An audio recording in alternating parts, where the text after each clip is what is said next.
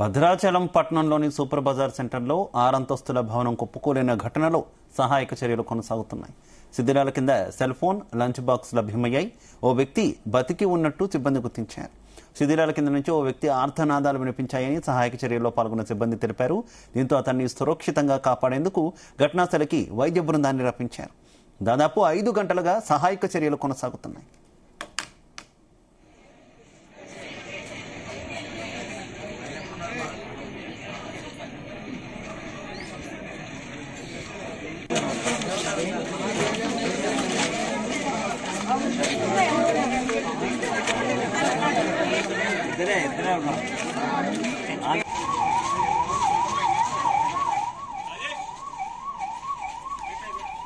పాత భవనంపైనే మరో 4 అంతస్తులు నిర్మిస్తుండగా ఈ ప్రమాదం జరిగింది. నిర్మాణం లోపాల వల్లే పేక మేడల ఒక్కసారిగా భవనం కుప్పకూలిందని అధికారులు భావిస్తున్నారు. నిర్వాహకులు ట్రస్ట్ పేరుతో విరాళాలు సేకరించి భవన నిర్మాణం చేపట్టారు. ఘటనాస్థలికి చేరుకున్న పోలీసులు, రెవెన్యూ, పంచాయతీరాజ్ సిబ్బంది సహాయక చర్యలు చేపట్టారు. ఇందుకోసం ఐటీసీ నుంచి క్రేన్లు, ప్రొక్లైనర్లు రప్పించారు. కూలిన భవనం పక్కనే ఓ ఆలయం కూడా నిర్మిస్తున్నారు.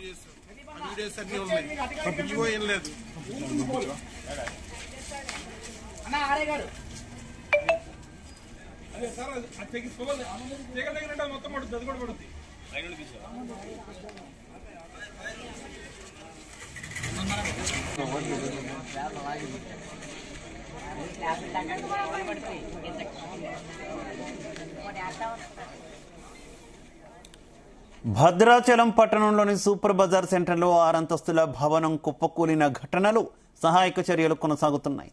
శిథిలాల కింద సెల్ ఫోన్, లంచ్ బాక్స్ లభ్యమయ్యాయి. ఓ వ్యక్తి బతికి ఉన్నట్టు సిబ్బంది గుర్తించారు. ఇక శిథిలాల కింద నుంచి ఓ వ్యక్తి ఆర్తనాదాలు వినిపించాయని సహాయక చర్యల్లో పాల్గొన్న సిబ్బంది తెలిపారు. దీంతో అతన్ని సురక్షితంగా కాపాడేందుకు ఘటనాస్థలికి వైద్య బృందాన్ని రప్పించారు. దాదాపు 5 గంటలుగా సహాయక చర్యలు కొనసాగుతున్నాయి.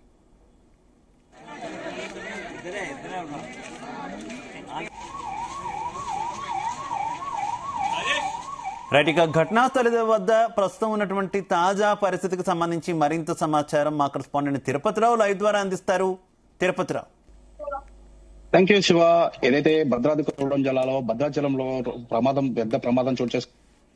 బిల్డింగ్ ఒక్కసారిగా కుప్పకూలడంతో అయితే శిథిలాల కింద ఉన్నటువంటి వ్యక్తులు అందులో చిక్కుకున్న పరిస్థితి నెలకొంది. దాదాపు 2:30 నుంచి 3 గంటల సమయంలో కూడా ఈ ఘటన చోటు చేసుకున్నట్లయితే స్థానికులు ప్రత్యక్ష సాక్షులు తెలుపుతున్న పరిస్థితి అయితే ఉంది. ఇప్పటికే రెస్క్యూ ఆపరేషన్ కొనసాగుతుంది. జిల్లా యంత్రాంగం కూడా అప్రమత్తమైన పరిస్థితి అయితే ఉంది.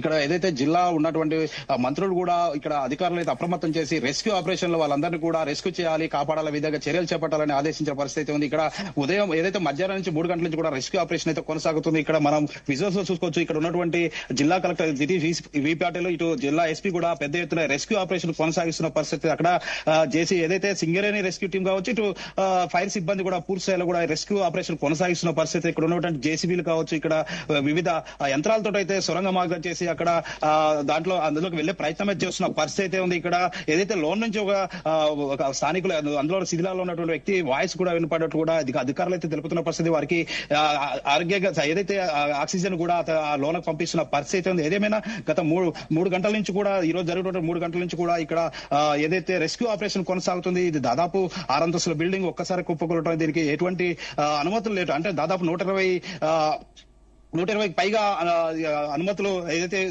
ఇది అనుమతించొద్దు అని కూడా ఇక్కడ స్థానికులు అయితే ఫిర్యాదు చేసినప్పటికీ కూడా ఇక్కడ ఈ బిల్డింగ్ నిర్మాణం అయితే కొనసాగింది. గతంలో కూడా ఐటీడీఏ పిఓ కూడా ఇక్కడ ఉన్నటువంటి శిథిలాలు ఏదైతే ఈ బిల్డింగ్ ని పూర్తిగా డిస్మాంటిల్ చేయాలంటూ కూడా అధికారులు ఆదేశించినప్పుడు కూడా కింది స్థాయి గ్రామ పంచాయతీ అధికారులు మాత్రం ఇది పట్టనట్లు కూడా వ్యవహరించడంతో ఈ ప్రమాదం చోటు చేసుకున్నట్లు కూడా స్థానికులు చెల్పుతున్న పరిస్థితి. ఏదేమైనా ఈ రోజు ఏదైతే అక్కడ ఉన్నటువంటి వ్యక్తి బయటకు వస్తే తప్ప లోన ఉన్నటువంటి ఎంతమంది శిథిలాల్లో చిక్కుకున్నారనే అంశం అయితే తెలిసే ఉంది. ఏదేమైనా ఇప్పటికైతే జిల్లా యంత్రం కూడా అప్రమత్తం చెప్పాలి. ఇక్కడ రెస్క్యూ ఆపరేషన్ అయితే కొనసాగుతున్నట్లు ఇక్కడ పెద్ద ఎత్తున రెస్క్యూ ఆపరేషన్ కొనసాగుతున్న పరిస్థితి అయితే ఉంది. శివ, అయితే తిరుపతిలో అసలు ఈ భవనం దేనికోసం నిర్మిస్తున్నారు? పక్కన ఒక ఆలయం కూడా నిర్మాణంలో ఉన్నట్టు తెలుస్తుంది కదా.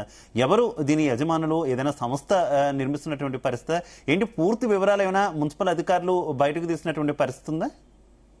ఎస్ శివ, ఏదైతే గతంలో చూసుకుంటే మాత్రం దాదాపు 1800 అంటే దాదాపు 50 సంవత్సరాల కింద ఉన్నటువంటి బిల్డింగ్, ఈ బిల్డింగ్ నిర్మాణం ఒక అంతస్తు తర్వాత ఇంకొక అంతస్తు కట్టుకుంటూ గత 5 సంవత్సరాల నుంచి కూడా బిల్డింగ్ నిర్మాణం చేపట్టారంటే ఇక్కడ ఉన్నటువంటి బిల్డింగ్ నిర్మాణం కింద స్థాయి ఉన్నటువంటి బేస్ మట్టం కూడా పూర్తిగా ఓల్డ్ అంటే దాదాపు 6 అంగుళాలు 9 అంగుళాలు ఒక పిల్లర్ పైన ఈ ఒక 6 అంతస్తులో బిల్డింగ్ నిర్మించడం తోటి ప్రమాదం చూసింది. అయితే ఇక్కడ ఉన్నటువంటి నిర్వాహకుడు ఒక ట్రస్ట్ గా ఏర్పడి ఒక ఆలయాన్ని ఏర్పాటు చేసి ఒక ఆలయాన్ని ట్రస్ట్ గా ఏర్పాటు చేసి ఇక్కడ సొమ్ము చేసుకునే విధంగా అయితే చర్యలు తీసుకునే గతంలో అధికారులు ఈయనపై చర్యలు తీసుకున్నప్పుడు కూడా పై స్థాయి అధికారులతో ఇక్కడ హెచ్చరికలు వాళ్ళ అనుమతులు తీసుకుని అయితే ఈ యొక్క బిల్డింగ్ నిర్మాణం చేపట్టారు. గతంలో కూడా ఇక్కడ ఎవరైనా స్థానికంగా ఈ నిర్మాణం చేపట్టొద్దని తెలిపినప్పుడు కూడా స్థానికులు కూడా బెదిరింపు భయభ్రాంతులు గురి చేసిన పరిస్థితి ఉంది. ఏదేమైనా ఇప్పటికే జిల్లా యంత్రాంగము ఈ నిర్మాణం ఏదైతే 170 యాక్ట్ ఉన్నటువంటి బిల్డింగ్ నిర్మాణంలో నిర్మూలించాలంటూ కూడా స్థానికులు తెలుపుతున్న పరిస్థితి ఉంది. శివ రైట్, ఓకే తిరుపతిలో థ్యాంక్ యూ.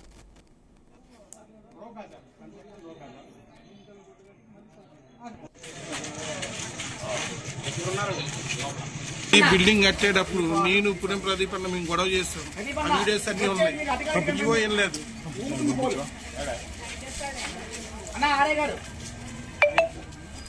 అదే సార్ అది తెగించుకోవాలి. మొత్తం పడుతుంది, అది కూడా పడుతుంది.